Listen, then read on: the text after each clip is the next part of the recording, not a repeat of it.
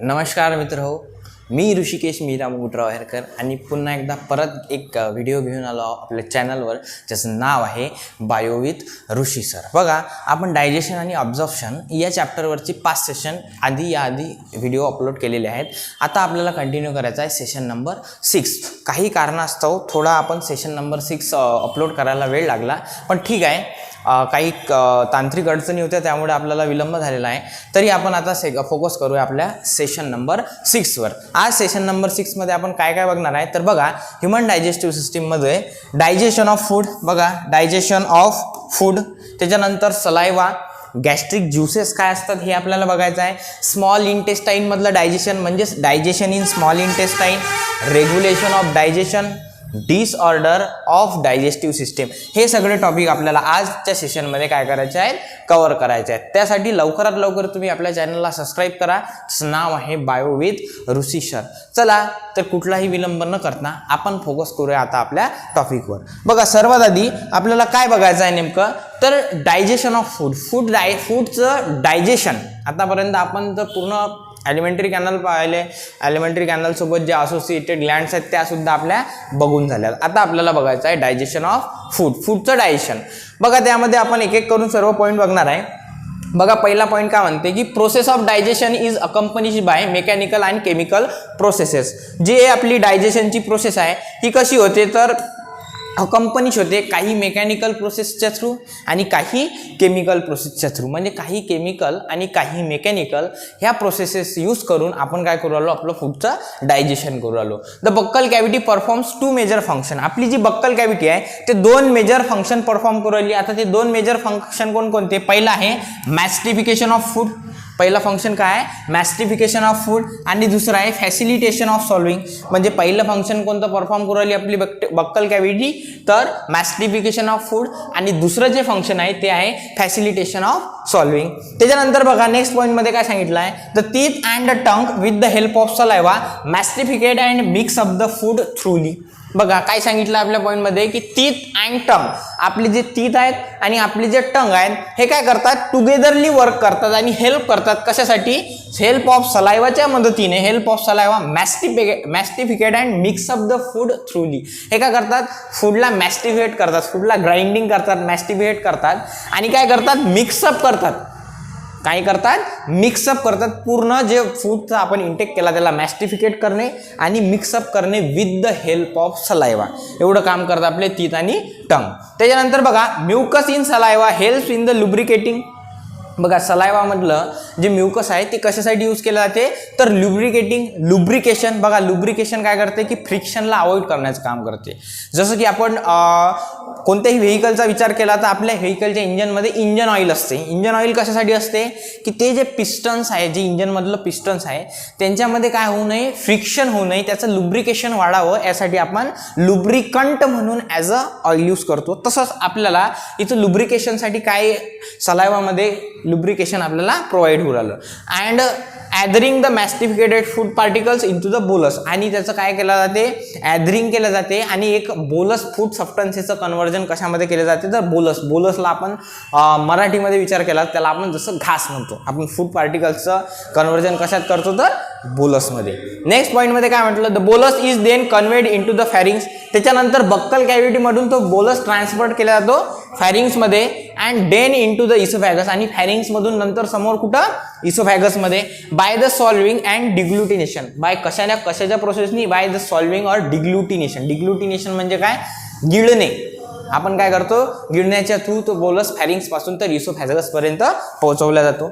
The bolus further passes down through the oesophagus. आता oesophagus पर्यंत गेल्यानंतर तो बोलस जो आहे, तो जो गोळा आहे फूड पार्टिकल्सचा ज्याला आपण बोलस म्हटलं, तर बोलस काय होते, oesophagus by successive waves and muscular contraction and.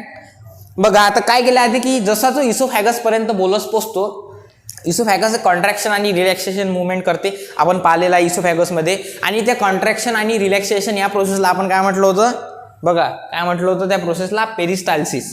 कोणती मुवमेंट होती ती आपली, पेरिस्टाल्सिस. या पेरिस्टाल्सिस मुवमेंट थ्रू काय होते, तो बोलस जो आहे तो आपल्या इसोफॅगसमधून ट्रॅव्हल्स करतो अप टू द स्टमक पर्यंत.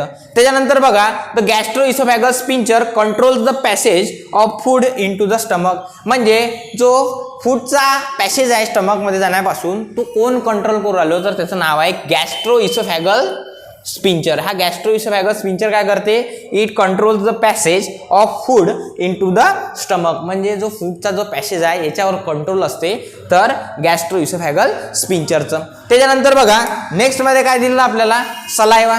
आता ज्या सलायवा आपल्याला लुब्रिकेशन प्रोव्हाइड करू आला आपल्या फूड पार्टिकलला, तो सलायवा म्हणजे नेमकं काय, तर बघा the fluid secreted by salivary glands are called saliva. 3 प्रकारच्या सलायवरी ग्लँड पाहिल्या होत्या, आठवते ना.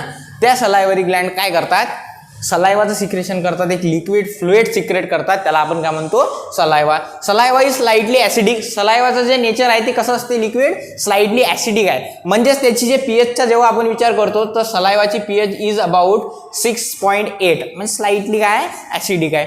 1 to 1.5 litre saliva secreted per day. जेव्हा आपण एक ॲडल्ट ह्युमन बिंगचा विचार करतो तर त्याच्यामध्ये 1 to 1.5 लिटर म्हणजे 1 ते 1.5 लिटर सलायवा डेली प्रोड्यूस केला जातो. प्रत्येक डेला 1 ते 1.5 लिटर सलायवा प्रोड्यूस होतो एका नॉर्मल ॲडल्ट ह्युमन बिंगमध्ये. जर आपण कंप्लीट ह्युमन लाईफचा विचार केला, अंदाजे approximately it is about 2 swimming pool, म्हणजे 2 स्विमिंग पूल भरतील. आता विचार करा की एका स्विमिंग पूलमध्ये किती सगळं पाणी बसते. असे 2 स्विमिंग पूल अख्खी लाईफ एक नॉर्मल ॲडल्ट ह्युमन बिंग काय करतो, सलायवाचं प्रोडक्शन करतो. इच डेचा जेव्हा आपण विचार करतो तर 1 ते 1.5 लिटर सलायवा रोज. त्याच्यानंतर बघा the saliva secreted into the oral cavity contain electrolyte. जो सलायवा आपल्या ओरल कॅव्हिटीमध्ये सिक्रेट केला जातो तो काय काय कंटेन करतो, बघा काय काय कंटेन करतो, इलेक्ट्रोलाइट. कोणते, सोडियम, पोटॅशियम, कॅल्शियम आणि हायड्रोजन कार्बोनेट, लक्षात घ्या. त्यानंतर अँड एन्झाईम, सलायवरी अमायलेज अँड लायसोझाईम. आणि एन्झाईम म्हणजे काय काय सिक्रेट करू राहिला तो, इलेक्ट्रोलाइट आणि एन्झाईम्स. इलेक्ट्रोलाइट पाहिले आपण Na+, K+, आणि SCO2. आणि एन्झाईम बघत आपण, एन्झाईम कोणते आहेत, सलायवरी अमायलेज म्हणजे अमायलेज आणि लायसोझाईम. एक एन्झाईम कोणता आहे, अमायलेज आहे, आणि दुसरा एन्झाईम कोणता आहे तर लायसोझाईम आहे. The chemical processes of digestion is initiated into the oral cavity.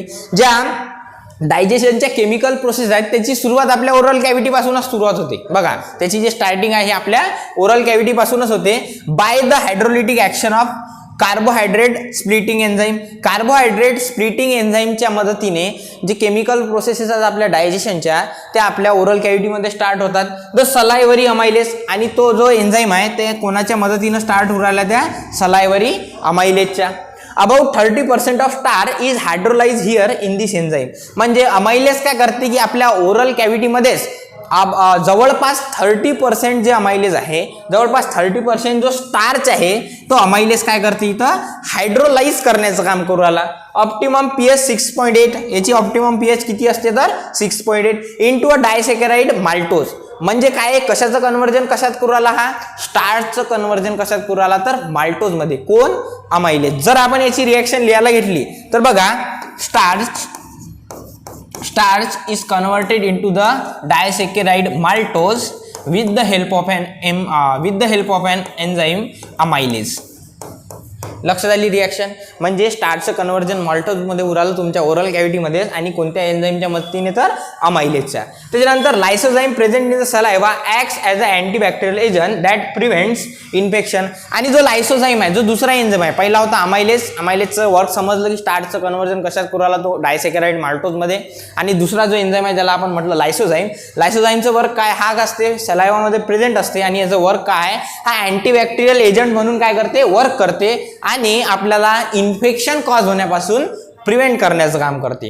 In case of taking food rich in lime juice the action of ptyalin on starch is reduce. बघा आता जेव्हा आपण हायली लाईम ज्यूसवाला food intake करतो तर तेव्हा सुद्धा काय करतो, हा एन्झाईम जो आहे हा याची ऍक्शन दाखवते. त्याच्यानंतर बघा नेक्स्ट आपल्याला बघायचं आहे गॅस्ट्रिक ज्युसेस काय. याच्या आधी आपण पाहिलं की सलायवा काय होता, आता आपण बघत आहे गॅस्ट्रिक ज्युसेस काय. तर the mucosa of stomach has gastric glands. म्हणजे जे स्टमकची म्युकोसावाली लेअर आहे, 4 लेअर पासून एलिमेंटरी कॅनल फॉर्म झाली होती. बघा 4 लेअर कोणकोणत्या, मागच्या सेशनमध्ये बघू शकता तुम्ही 4 लेअर पण आपण इन डिटेल डिस्कस केलेले आहेत. त्यामधली जे म्युकोसा लेअर आहे, म्युकोसा लेअर काय करते की गॅस्ट्रिक ग्लँड्स त्याच्यामध्ये प्रेझेंट असतात, त्याला आपण कार्डियाक ग्लँड सुद्धा म्हणतो.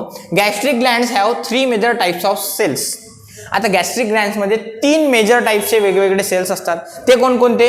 पहिला असतो म्युकस नेक सेल्स, दुसरा आहे पेक्टिक और चिप सेल आणि तिसरा असते परायटल और ऑक्झिंटिक सेल्स. या 3 प्रकारचे 3 वेगवेगळ्या प्रकारचे म्युकोसा लेअर जी असते आपली स्टमकची त्याच्यामध्ये 3 सेल प्रेझेंट असतात. बघा आता याचं बरं काय, mucosa neck cell with secrete mucus. जे म्युकोसा नेक सेल असतात त्यांना एक काम आहे की ते काय करतात, सिक्रेशन करतात. कशाचं? तर म्युकसचं. दुसरे जे सेल्स आहेत त्याला आपण पेक्टिक और चिप सेल म्हणतो, त्याला आपण झायमोजेन सेल सुद्धा म्हणतो. With secrete the pro enzyme pepsinogen and prorennin. ते काय करू राहिले की जे पेक्टिक किंवा चिप सेल्स आहेत ते काय करू राहिले, प्रो एन्झाईम सिक्रेट करू राहिले, ज्याचं नाव काय पेप्सिनोजेन अँड प्रोरेनिन आणि पेप्सिनोजेन. त्याच्यानंतर बघा zymogen cell are found in fundic part. आणि हे कुठं आढळतात? आपल्या स्टमक मधला जो फंडिक पार्ट होते, जो इलॉंगेट पार्ट ज्याला आपण फंडिक पार्ट म्हटलाय, त्या फंडिक पार्ट मध्ये सेल काय उराले, फाउंड उराले. त्यानंतर parietal or oxyntic cell with secrete SCL and intrinsic factor. आणि हे सेल काय करू राहिले, परायटल किंवा ऑक्झिनेटिक सेल हे काय करतात, SCL किंवा इंट्रान्सिक फॅक्टर काय करतात, सिक्रेट करतात. आणि इंट्रान्सिक फॅक्टर काय असतात, factor essential for absorption of vitamin B12. म्हणजे व्हिटॅमिन B12च्या ॲब्झॉर्प्शनसाठी लागणारे जे सेल्स असतात, जे फॅक्टर असतात, हे याच्यामध्ये काय असतात, इन्क्लूड असतात. The stomach store food for 4 to 5 hours. It may be your MCQ. म्हणजेच जे स्टमक असते ते तुमचं फूड जवळपास 4 to 5 hours पर्यंत स्टोअर करू शकते. जसं आपण स्टमकला म्हटलं होतं की स्टमक कशाचा ऑर्गन आहे, हा एक स्टोरेज ऑर्गन आहे जो की फूड स्टोअर करते. तर किती वेळ करते, तर it is about 4 to 5 hours. त्याच्यानंतर बघा नेक्स्ट काय दिलेलं आहे, नेक्स्ट दिलेलं आहे the food mixes थ्रूली with the acidic gastric juice of the stomach by the churning movement of it muscular wall and is called as crime. जे food होते ते पूर्ण थ्रूली मिक्स केले जाते.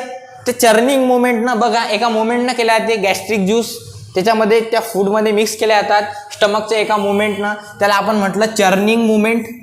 आणि ह्या चर्निंग मुवमेंट कोणाचे असतात, तर मस्क्युलर वॉल, अँड त्या मस्क्युलर वॉलला आपण काय म्हणतो, काईम. त्याच्यानंतर बघा the proenzyme pepsinogen on exposure to hydrochloric acid gets converted into active enzyme pepsin. बघा जेव्हा पेप्सिनोजेन हा एन्झाईम असते, जेव्हा एक्सपोजर होतो आपल्या हायड्रोक्लोरिक ॲसिडचा म्हणजे HClचा, तो काय होतो, तो कन्वर्ट केला जातो ॲक्टिव्ह एन्झाईममध्ये, ज्याचं नाव काय, पेप्सिन. म्हणजे पेप्सिनोजेनचं कन्व्हर्जन कशात केलं जाते, पेप्सिनमध्ये. कशामुळे, एक्सपोजर ऑफ HCl म्हणजे हायड्रोक्लोरिक ॲसिडच्या एक्सपोजरमुळे पेप्सिनोजेनचं कन्व्हर्जन पेप्सिनमध्ये केलं जाते. The proteolytic enzyme of the stomach. आणि काय केलं जाते, पेप्टिओलायटिक एन्झाईम स्टमकचा. त्यानंतर बघा HCl काय करते, activate both the enzyme pepsinogen आणि प्रोनिनिन अँड पेप्सिनोजेन. हे दोन्ही जे एन्झाईम्स आहेत हे कोण ॲक्टिव्ह करते, तर HCl. Proteolytic enzymes do not corrode lining of alimentary canal as they are secreted in inactive form. आता जे प्रोटिओलिटिक एन्झाईम्स आहेत ते काय करतात, ते काही करोड करत नाहीत. कशाला, आपल्या लाइनिंग असतात एलिमेंटरी कॅनलच्या, आणि ते सिक्रेटेड कसे केले जातात, इनएक्टिव्ह फॉर्ममध्ये. बघा कोण, प्रोलिटिक एन्झाईम हे काय सिक्रेट कसे केले जाऊ राहिले, इनएक्टिव्ह फॉर्ममध्ये. आणि ते काय नाहीत करत आहेत, ते कोरोड नाहीत करत आहेत आपल्या एलिमेंटरी कॅनलच्या वॉलला. त्याच्यानंतर बघा आणखी काय सांगितलं आहे, digestion in small intestine. Small इंटेस्टाईनमध्ये असणारं डायजेशन. आता स्मॉल इंटेस्टाईनमध्ये काय डायजेस्ट केलं जाते, कसं डायजेस्ट केलं जाते ते आता आपल्याला इथं सांगितलं आहे. बघा chyme reaches the duodenum and called as chyle. जे काईम आहे ते डिओडिनम पर्यंत पोहोचते आणि त्याच्यानंतर आपण त्याला काय म्हणू राहिलो, काईल. जे काईम डिओडिनम पर्यंत पोहोचल्यानंतर त्याला आपण काय म्हणू, काईल. त्याच्यानंतर बघा various types of movements are generated by the muscularis layer of the small intestine. जी आपली स्मॉल इंटेस्टाईन आहे, स्मॉल इंटेस्टाईनची जी मस्क्युलरिस लेअर आहे ते वेगवेगळ्या प्रकारचा इथं काय करू राहिली, मुवमेंट जनरेट करू राहिली. This movement helps in thoroughly mixing of the food. आणि ह्या मुवमेंट कशासाठी असतात, ह्या मुवमेंट हेल्प करतात जे फूड जे आहे, जे फूड पार्टिकल आहे त्याला थ्रूली मिक्सअप करण्यासाठी. And with various secretion in the intestine and thereby facilitate digestion. आता ह्या मुवमेंट काय करतात, हेल्प करतात त्या फूडला मिक्सअप होण्यासाठी. मिक्सअप कोणासोबत होण्यासाठी, की जे वेगळे वेगळे सिक्रेशन आहे स्टमकचे आहेत किंवा इंटेस्टाईनचे आहेत त्याच्यासोबत मिक्स करण्यासाठी. आणि याच्या थ्रू काय होतात, हे हेल्प करू राहिले डायजेशन करण्यासाठी. त्याच्यानंतर बघा काय सांगितलं आहे, the bile, pancreatic juice and the intestinal juice are the secretion release into the small intestine. Small इंटेस्टाईनमध्ये 3 प्रकारचे सिक्रेशन उराले, एक तर बाईल ज्यूसचं, दुसरं पॅनक्रियाटिक ज्यूसचं आणि इंटेस्टिनल ज्यूसचं. बघा एक बाईल ज्यूस उराला, एक पॅनक्रियाटिक ज्यूस आणि तिसरा इंटेस्टिनल ज्यूस. एक सिक्रेशन कुठं उराले, release into the small intestine. म्हणजे हे तिन्ही प्रकारचे जे सिक्रेशन आहेत हे कुठं उराले तर स्मॉल इंटेस्टाईनमध्ये. Pancreatic juice and bile are release through the hepato pancreatic duct. बघा पॅनक्रियाटिक ज्यूस आणि बाईल ज्यूस हे कसे रिलीज करतात, हे थ्रूली रिलीज उराले हेपॅटो पॅनक्रियाटिक डक्टच्या थ्रू. हेपॅटो पॅनक्रियाटिक डक्टच्या थ्रू काय उरालं, पॅनक्रियाटिक ज्यूस आणि बाईल ज्युसेस काय उराले, सिक्रेट केल्याचे उराले. त्याच्यानंतर बघा आणखी काय सांगितलं आहे, रेग्युलेशन ऑफ डायजेशन. डायजेशनचं रेग्युलेशन, डायजेशन ही प्रोसेस रेग्युलेट कशी केली जाते. The activities of gastrointestinal tract are under neural and hormonal control for proper coordination of different parts. बघा काय सांगितलं आहे की ज्या ऍक्टिव्हिटी चालतात आपल्या गॅस्ट्रो इंटेस्टिनल ट्रॅक्टमध्ये त्या कंट्रोल केल्या जातात आपल्या न्यूरल आणि हॉर्मोनल्स द्वारे. बघा under neural and hormonal control, हे आपल्या हॉर्मोन्सच्या कंट्रोलमध्ये असतात, हे आपल्या ब्रेन्सच्या कंट्रोलमध्ये असतात. जेवढे काही ऍक्टिव्हिटी आपल्या गॅस्ट्रो इंटेस्टिनल ट्रॅक्टमध्ये होतात. त्याच्यानंतर बघा the sight, smell or the presence of food in the oral cavity can stimulate the secretion of saliva. काय होते की जे आपल्या ओरल कॅव्हिटीमध्ये फूड प्रेझेंट असते ते डिपेंड करते की सलायवा सिक्रेशन. म्हणजे ते काय करू राहिलं की बघा the sight, smell or the presence of food in the oral cavity can stimulate the secretion of saliva. हे सलायवाच्या सिक्रेशनला स्टिम्युलेट करते. आता एक मस्त उदाहरण देतो. चिंच ऐकले, आणि चिंच समजा तुमच्या समोर चिंच अशी आणून फक्त ठेवली, काहीच नाही करता, फक्त ठेवली, जे तुम्हाला दिसली त्याचा तुम्ही स्मेल घेतला, काय होते, तोंडात पाणी यायला लागते ना. म्हणजेच तोंडात पाणी येणे म्हणजे नेमकं काय उरालं, सलायवाचं सिक्रेशन उरालं ना. आता मी चिंचीचं नाव काढलं म्हणून काही जणांच्या तोंडामध्ये पाणी यायला लागलं असेल. म्हणजे हे काय एक मुवमेंट आहे, हे कंट्रोल कोण करू राहिलं, आपली न्यूरल आणि आपले हॉर्मोन्स. लक्षात घ्या, फक्त चिंचीचं जर नाव जर काढलं त्याच्यावर मस्त आपण मीठ टाकलं, मग तर अजूनच थोडं तिखट टाकलं, मग तर अजूनच सिक्रेशन व्हायला लागते, अजूनच तोंडात पाणी यायला लागते. लक्षात घ्या, मी फक्त बोलू राहिलो तर तुमच्या तोंडात पाणी यायला लागलं, आलंय ना. आलं असेल तर नक्की कमेंटमध्ये सांगा. बघा आता हेच इथं उरालं की त्या स्मेल डिटेक्ट करू राहिले की आपली न्यूरल आणि आपले जे ओरल कॅव्हिटीमध्ये जे फूड प्रेझेंट असते ते स्टिम्युलेट करते कशाला, सलायवाच्या सिक्रेशनला. Gastric and intestinal secretion are also similarly stimulated by neural signal. जे गॅस्ट्रिक आणि जेवढे काही सिक्रेशन आपल्या एलिमेंटरी कॅनलमध्ये होऊ राहिले याच्यावर सुद्धा कोणाचं कंट्रोल असते तर आपल्या न्यूरॉन्सचं कंट्रोल असते, आपल्या ब्रेनचं, आपल्या न्यूरल बॉडीचं त्याच्यामध्ये कंट्रोल असते. त्याच्यानंतर बघा the muscular activity of different parts of alimentary canal also be moderated by neural mechanism both the local and through the CNS. म्हणजे जेवढे काही आपल्या एलिमेंटरी कॅनलमध्ये ऍक्टिव्हिटी होतात, जेवढे काही सिक्रेशन होतात, बोलस आपण फूडची एंट्री होते, पहिल्यांदा मॅस्टिफिकेशन होते, त्याच्यानंतर त्याचं डिग्लुटेशन केलं जाते, नंतर तो फॅरिंग्सपासून तर इसोफॅगसपर्यंत, इसोफॅगसपासून तर स्टमक, म्हणजे जेवढेही काही फूड पार्टिकल एलिमेंटरी कॅनलमधून ट्रॅव्हल करतात या सगळ्या गोष्टीवर जर कोणाचं कंट्रोल असेल तर आपल्या ब्रेनचं कंट्रोल असते. आणि स्पेशली CNS म्हणजे काय की सेंट्रल नर्वस सिस्टीम, आपल्या सेंट्रल नर्वस सिस्टीमचं कंट्रोल आपल्या या सगळ्या ऍक्टिव्हिटीजवर होत असते. त्यानंतर बघा आणखी काय सांगितलं आहे, hormonal control of the secretion of digestive juices is carried out by the local hormones produce by the gastric and intestinal mucosa. Gastric आणि इंटेस्टिनल म्युकोसाच्या थ्रू जे काही सिक्रेशन फॉर्म होतात याच्यावर सुद्धा काय असते, तुमच्या हॉर्मोन्सचं कंट्रोल असते, तुमच्या ब्रेनचं कंट्रोल असते. लक्षात आलं. म्हणजे जेवढेही काही ऍक्टिव्हिटीज परफॉर्म करू राहिल्या याच्यावर काही हॉर्मोनचं कंट्रोल असेल तर काही न्यूरॉन्स म्हणजेच तुमच्या सेंट्रल नर्वस सिस्टीमचं कंट्रोल असेल. लक्षात आलं. त्यानंतर आपल्याला आता बघायचं आहे डिसऑर्डर ऑफ डायजेस्टिव्ह सिस्टीम. जसं की आपली सिस्टीम तर प्रॉपरली वर्क करते, पण काय होते एखाद्या वेळेस हे डायजेस्टिव्ह सिस्टीम प्रॉपरली वर्क करत नाही, याच्या काही डिसऑर्डर असतात, त्याला आपण काय म्हणतो, डिसऑर्डर. त्यानंतर बघा the inflammation of the intestinal tract is the most common element due to the bacterial or viral infection. म्हणजे बॅक्टेरियल आणि व्हायरल इन्फेक्शनमुळे आपल्या एलिमेंटरी कॅनलवर काय होते, इन्फ्लामेशन येते. इन्फ्लामेशन म्हणजे सूज येणे, त्याला काय म्हणतो आपण, सूज येणे, इन्फ्लामेशन येते. आणि मोस्ट ऑफ द कशामुळे होते तर बॅक्टेरियल इन्फेक्शन किंवा व्हायरल इन्फेक्शन याच्यामुळे. त्यानंतर बघा the infection are also cause by parasite of the intestine like. आणि हे इन्फेक्शन हे पॅरासाइटमध्ये सुद्धा होतात. आता पॅरासाइट नेमके कोणकोणते तर बघा सांगितले आहेत इंटेस्टिनल, त्याला आपण म्हणू tapeworm, roundworm, threadworm, hookworm, pinworm. बघा थ्रेडवर्म, हुकवर्म आणि पिनवर्म 4-5 प्रकारचे तुम्हाला पॅरासाइट दिलेले आहेत बघा. जसं की टेपवर्म सांगितलाय, roundworm, threadworm, hookworm, pinworm etcetera. याच्यामुळे सुद्धा काय होते तुमचा इंटेस्टाईनला किंवा तुमच्या जो एलिमेंटरी कॅनल आहे एलिमेंटरी कॅनलला काय होते इन्फेक्शन होते.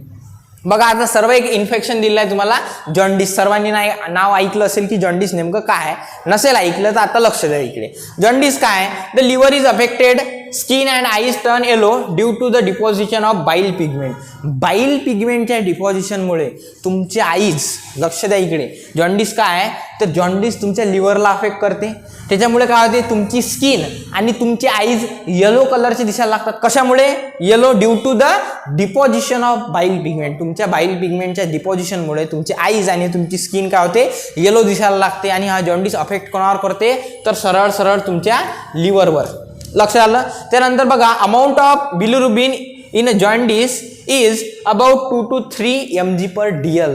बघा जे अमाऊंट असते बाईलचं जॉन्डिसमध्ये काय होते हे कुठपर्यंत पोहोचते तर अबाउट 2 to 3 mg/dl. त्याच्यानंतर नेक्स्ट डिसीज किंवा डिसऑर्डर सांगितले आहे ओमेटिंग. बघा it is the ejection of stomach content थ्रूली the mouth. म्हणजे स्टमकमध्ये जे कंटेंट असतात त्याला इजेक्ट करणे, बाहेर फेकणे, कोणाच्या थ्रू तर तुमच्या माउथच्या थ्रू, त्याला आपण काय म्हणून राहिलो ओमेटिंग. आता हे कशामुळे होते तर बघा this reflex action is control by the vomit centre in the medulla. आणि हे ॲक्शन कोण कंट्रोल करते तर ओमिट सेंटर. ओमेटिंग कोण कंट्रोल करू राहिलं? Vomit centre. आणि ओमेट सेंटर प्रेझेंट कुठं असते तर तुमच्या मेडुला ऑब्लांगॅटा. मेडुला ऑब्लांगॅटा एक ब्रेनचा मोस्ट इम्पॉर्टंट पार्ट आहे आणि मेडुलामध्ये काय असते ओमिट सेंटर असते आणि ते ओमिट सेंटर तुमच्या ओमेटिंगवर काय करू राहिलं कंट्रोल करू राहिलं. त्याच्यानंतर बघा vomit centre in the medulla a feeling of nausea produces vomiting. बघा एक फिलिंग असते नॉसियाची, त्याच्यामुळे काय होते ओमेटिंग कॉज होते. त्याच्यानंतर बघा आणखी काय सांगितलं आहे डिसऑर्डरमध्ये डायरिया. बघा पावसाळ्याचे दिवस चालू आहेत, कुठलंही कंटॅमिनेटेड वॉटर जर पिलं तर तुम्हाला डायरिया असते होण्याची शक्यता दाट असते. कुठलंही रोड साईडचं फूड उघड्यावरचं जर अन्न तुम्ही खाल्लं तर तुम्हाला डायरिया होण्याची दाट शक्यता असते. आता डायरिया नेमकं काय आहे तर abnormal frequency of bowel movement and increase liquidity of faecal discharge is known as diarrhoea. It reduces absorption of food. म्हणजे काय होते की हे लिक्विडिटी इन्क्रीज करते. फिकल मॅटर जे आपल्या बॉडीमध्ये प्रोड्यूस होते त्याची लिक्विडिटी काय करते इन्क्रीज करते आणि जे ॲब्झॉर्प्शन आहे तुमच्या फूडचं हे एकदम लो होते. त्याच्यामध्ये काय होते की फूडचं जे ॲब्झॉर्प्शन आहे ते एकदम कमी प्रमाणात होते. नेक्स्ट आहे कॉन्स्टिपेशन. आता कॉन्स्टिपेशन काय? In constipation the faeces are retain with the colon and rectum as the bowel movement occurs irregularly. बघा आता ज्या बोवेल मुवमेंट आहेत आपल्या कॉन्स्टिपिकेशनमध्ये इरेग्युलर होतात. कॉन्स्टिपिकेशनमध्ये काय होऊ राहिलं आहे बोवेल मुवमेंट इरेग्युलर होऊ राहिला आहे. याच्यामुळे काय होते जे फिकेस आहेत ते रिटर्न केले जातात कोलन आणि रेक्टममध्ये. आपल्या कोलन लार्ज इंटेस्टाईनचा पार्ट आहे आणि रेक्टम सुद्धा काय लार्ज इंटेस्टाईनचा पार्ट आहे. याच्यामुळे काय होतात ते रिटेन केले जातात. त्याच्यानंतर नेक्स्ट आहे इनडायजेशन. आता इनडायजेशनमध्ये काय आहे की अपचन होणे सरळ सरळ.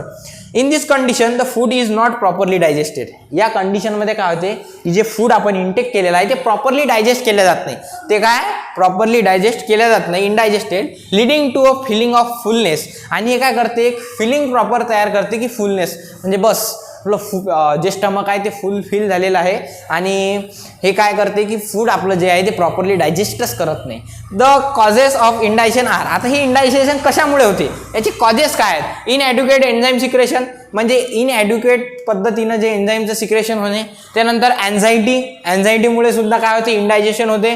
Food poisoning. एखादं कंटॅमिनेटेड फूड जर खाल्लं त्याच्यामधून जर तुम्हाला काही पॉयझनिंग झाली तर त्याच्यामुळे सुद्धा काय होते इंडायजेशन होते. आणि over eating and spicy food. जास्त स्पायसी फूड खाल्ल्यामुळे सुद्धा इंडायजेशन होते आणि ओव्हर इटिंगमुळे सुद्धा काय होते इंडायजेशन होते.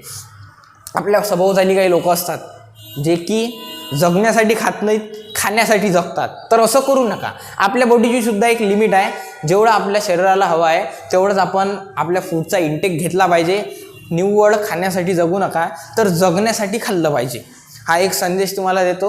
आणि इथं आपलं जे सेशन नंबर 6 आहे, ज्या आपलं चॅप्टर चालू होता ज्याचं नाव होतं डायजेशन अँड ॲब्झॉर्प्शन, हा इथं आता संपत आहे. याच्यानंतर आपण नेक्स्ट चॅप्टरची सिरीज चालू करणार आहोत. तोपर्यंत लवकरात लवकर तुम्ही आपल्या चॅनलला फॉलो करा. धन्यवाद.